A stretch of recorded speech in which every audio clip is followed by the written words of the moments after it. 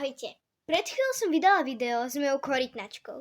A teraz to je ďalšie. Ale teraz, ako spoznáva moju izbu, v mojej izbe ešte nikdy nebola. Doteraz bola iba v obývačke a v terárku a vonku na dvore. Ale moju izbu ani spálňu ešte nikdy nevidela. Takže poďme sa pozrieť na jej reakciu. No čo, Kory? Sa rozhliada? Sa pozri sem, Mojko. No, Šubuš, dá kde choď. Áno, ona chodí. No čo? No čo, konečne nové miesto som ti našla však? Kokos.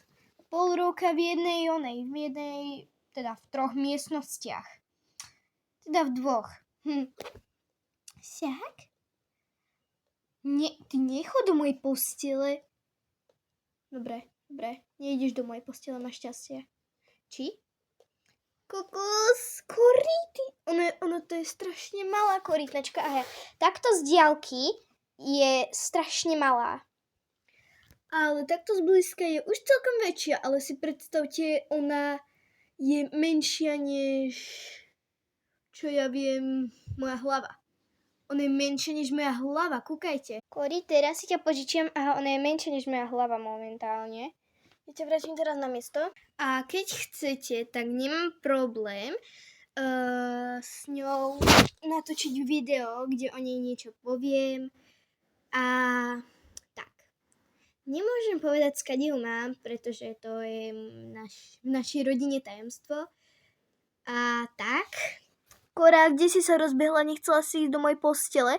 Momentálne tu je spodná časť, ale tam je horná časť, kde spím ja.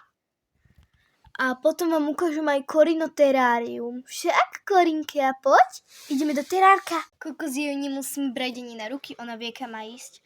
Aha, tam je tam dole je papier. A tu je peračník. A kde si zaliezla? Ja som si myslela, že ty ideš preč a ty si zaliezla pod stolík. No nie, nebudeš mi brať fixu. Nie, Zlatko. Poďme už do terárka, kokos. No čo, Kory, kde si to bola? Tebe tam zas dala tú umelú korytnačku. Takže máme doma takúto umelú korytnačku a moja sestra ju tam furt dá. No kde si bola, Zlatko? Takto vyzerá aj terárko. Tu má drôty, lebo tu má svetlo.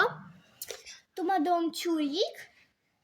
Tam má šelát, vodu a kameň na lezenie.